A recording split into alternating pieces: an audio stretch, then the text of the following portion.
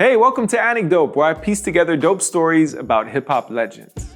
If you're a hip-hop head, chances are you know the story of NWA and Ruthless Records inside out. It's been told on the big screen and in major Netflix documentaries. Less talked about is what happened at Ruthless after NWA split, when Eazy-E recruited a hodgepodge of eccentric artists that included a young will.i.am and Apple the App. So what exactly is the connection between the godfather of gangsta rap and the Black Eyed Peas?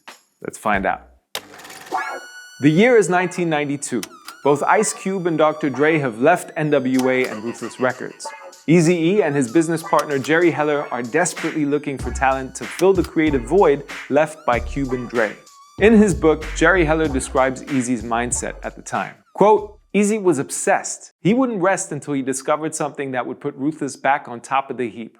Luckily, Eazy has an ear for talent. Fans know him as a rapper, but he's an entrepreneur and an A&R first. Basically, I started to just start a record label and like recruit new talent, and I ended up rapping myself. Now the pressure is on. Dr. Dre and Suge Knight's Death Row Records is quickly becoming a major force on the West Coast, and Eazy needs to find the next big thing in order to stay competitive. But instead of trying to find the next NWA, he signs acts you wouldn't really expect to find on a gangsta rap label. For example, in 1992, the Ruthless roster includes a Jewish rap group named Blood of Abraham, the female rap group HWA, short for Hoes with Attitude, and the funky flute player Jimmy Z. You wanna blow it or what? You like to blow it, don't you? Ah, the 90s. Anyway, it's around this time that Eazy-E and Jerry Heller catch wind of a young MC making a name for himself in LA's battle rap scene. He goes by the name of will.i.am. They wanted to sign me solo. I was like, no, I'm in a group. You gotta sign my group. Good shit. So they signed my group in 1992. What was the name of the group? At-Band Clan. It stood for A Tribe Beyond a Nation. Uh-oh, you was on that Alakazam, Black Power, red, black, and green. We was. At-Band Clan is strongly influenced by A Tribe Called Quest and the Native Tongues movement. The group consists of Will, Mookie Mook, DJ Motivate, and Apple the App, who only moved to America 2 years earlier, barely speaking a word of English. He didn't know any English. And then 2 years later, after he came to America from the Philippines, he signed a Ruthless with me. Apple wasn't the only foreign member of the Ruthless family. Danish producer Nick Coldhands was signed around the same time. Despite also being an outsider, he wasn't too sure how Will and Apple would fit into the collective. I remember Will and his group, they did not look gangster. They were on a totally different path. And it was at times kind of weird to see, how they would fit in. But Eazy knew. He knew that will.i.am had something. He knew that he was talented. At this point, the members of At-Band Clan are only 17 and they're still in high school. Initially, they're brought in during their summer vacations to work on their album, and the group's first official release comes around Christmas of '92 when Eazy invites them to rap over what is quite probably the most explicit Christmas song ever recorded. And I love saying this title, Merry Mother Christmas. Yo, here comes the At-Band Clan,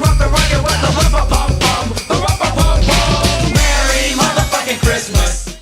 Here's Nick Coldhands again on how that song came about. He actually came into us and said, listen, I need a Christmas song.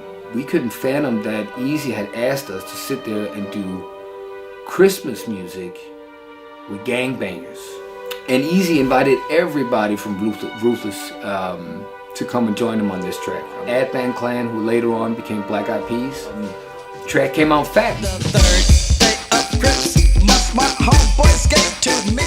Fart noises and fellatio references in a Christmas song. I mean, what's not to love? However, the Christmas-themed posse cut would remain the only At-Band Clan release for the next 2 years. The group's debut album, Grassroots, is set to drop in late '93, but it gets pushed back repeatedly.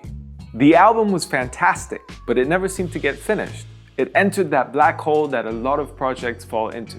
Part of the problem is that neither Eazy nor Jerry really know how to market At-Band Clan's brand of esoteric backpack rap. And to make matters worse for will.i.am and co., Eazy's latest discovery, a group of melodic rappers from Cleveland, are a lot easier to market. Sit back and just look at the same cut. Let the face on the creeping like came up. We got signed in 1992, and Bone got signed in 93. Right and it came out in 94. And so we was like, we got signed first, how come we ain't coming out? Finally, in the fall of 1994, At Bang Clan's single, Puddles of H2O, sees the light of day. After a slow start, the music video begins picking up steam, and it catches the interest of MTV programmers in early '95. Eazy and will.i.am arranged to meet at a restaurant to discuss the next steps. He called me on the phone, he was like, hey, Will, I can't go, feeling under the weather. I got bronchitis. And then I talked to him on the 18th. He was like, hey, I'm about to get out. MTV really likes y'all's video. A couple days later, he passes. Rap singer Eazy-E has lost his battle with AIDS just 10 days after revealing that he had the disease. With their mentor and their co-sign now gone, Will and Apple are worried about getting lost in the sauce at Ruthless. Luckily for the group, a legal technicality allows them to escape the disarray at Ruthless. My mom never signed the contract because I signed it as a minor. Oh, and you needed her permission. So the contract was void. Oh, wow. The whole time, right? I signed when I was 17. We're like, yo, let's start a new group. And then we started Black Eyed Peas, June 1995. That's the joint, that's the jam. Turn that shit up, play it again. As we now know, the Black Eyed Peas would go on to release 2 dope hip-hop albums before adding singer Fergie to the group, crossing over into pop music, releasing countless #1 hits, and selling out stadiums across the world. This might come as a surprise to you, but will.i.am attributes a lot of the Peas' success directly to Eazy-E. If you think of like just me as a 17-year-old, 16-year-old, like sponging up Eazy from a distance, Black Eyed Peas is my interpretation of the moves I saw being made and executed it my way. He taught me to have an open mind and acknowledge that talent is not always the same shape, same form, same smell. Eazy-E was more than just a rapper or 1/5 of NWA. He was a visionary, an entrepreneur, and one of the original hip-hop executives. Without his ear for talent, there would be no Bone Thugs and Harmony and probably no Black Eyed Peas either. We can only speculate, but if he hadn't passed away in 1995, I think the hip-hop industry would look very different today. Let me know in the comment section below what you guys think Eazy's role in hip-hop would be now if he were still alive. If you enjoyed this episode, hit that subscribe button. Click like because it really does help me to spread the word, and check out the other episodes on this channel for more dope stories about hip-hop legends. Thanks for tuning into this one. Till the next episode, peace.